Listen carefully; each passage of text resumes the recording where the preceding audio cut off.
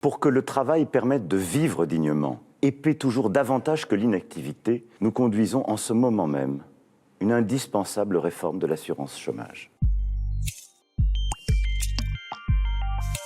Il faudra avoir travaillé au moins 6 mois dans les 2 dernières années pour pouvoir être indemnisé.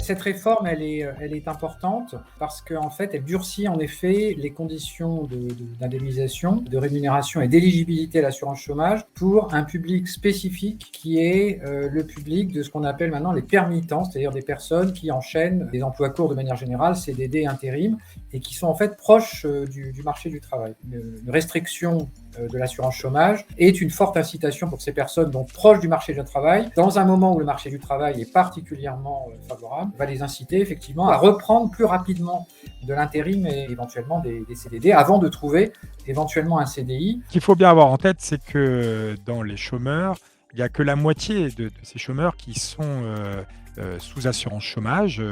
L'autre moitié n'est pas du tout sous assurance chômage et donc cette réforme ne va pas du tout les impacter. Ça ne va impacter uniquement qu'un certain nombre de chômeurs qui touchent une indemnité chômage. Et après, dans cette moitié de chômeurs, il y aurait que 8%, d'après les chiffres de Pôle emploi, qui effectivement essaieraient de jouer avec le système. Et donc, en fait, cette réforme va effectivement, sans doute, tenter de les inciter, ces 8%, ces 8% d'à peine 50% des chômeurs, donc c'est à peu près 4% des chômeurs, les inciter à retourner un peu plus rapidement à l'emploi. Donc, ça veut dire que cette réforme va toucher finalement assez peu de personnes et inciter assez peu de personnes à retourner à l'emploi et peut même avoir finalement une désincitation pour les autres. Pourquoi ? Parce que quand vous incitez en étant moins généreux en termes d'assurance chômage, un certain nombre de chômeurs vont se précipiter pour retrouver un emploi parce que bien entendu, ils ne peuvent plus vivre avec leur indemnité chômage et en se précipitant, globalement, vont accepter des emplois qui ne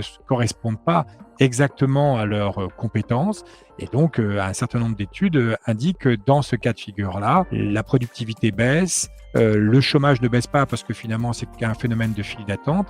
Et donc, c'est pas complètement optimal. Donc, attention, puisque ça ne représente finalement que très peu de personnes, les chômeurs qui jouent avec le système, cette réforme ne va pas tellement inciter à la reprise à l'emploi.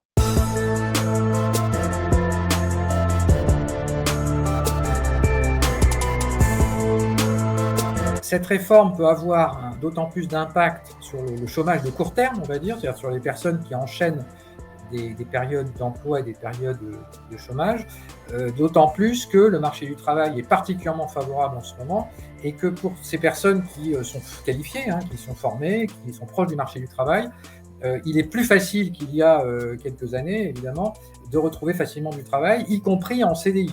Le marché du travail est très dynamique. Également sur les CDI, la proportion d'embauche en CDI a augmenté ces derniers trimestres. Donc c'est le bon moment probablement pour faire ce type de réforme. La permittence n'est pas une bonne façon de faire, c'est-à-dire il est normal que les entreprises qui ont énormément recours à des contrats courts qui coûtent extrêmement cher à l'assurance chômage payent plus que ceux qui n'ont pas recours. Donc un système de bonus-malus est dans la conception assez intelligent. Le problème de cette réforme, c'est que ce bonus-malus va ne porter que sur 7 secteurs, 7 branches, et donc il n'y aura qu'un tiers des contrats courts qui vont être soumis à ce bonus-malus. Donc vous voyez, c'est très compliqué de lutter contre un phénomène qui est assez conséquent, mais vous luttez en mettant un bonus-malus que sur un tiers du problème. Donc que faire avec les 2 autres tiers restants ?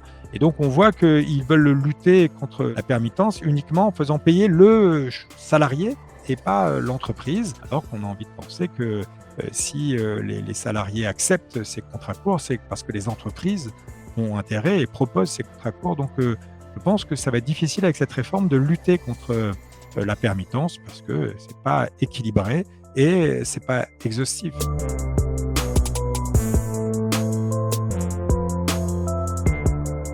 Il est certain qu'en ayant une assurance chômage moins généreuse et notamment en durcissant les conditions et le nombre de mois pour y avoir droit, vous allez pénaliser essentiellement, disent les études de l'UNEDIC, des chômeurs qui, lorsqu'ils travaillaient, touchaient à peu près 1 300 euros, ce qui est un salaire qui est en dessous du salaire médian. Donc, c'est plutôt des salariés précaires qui vont être pénalisés par cette mesure-là.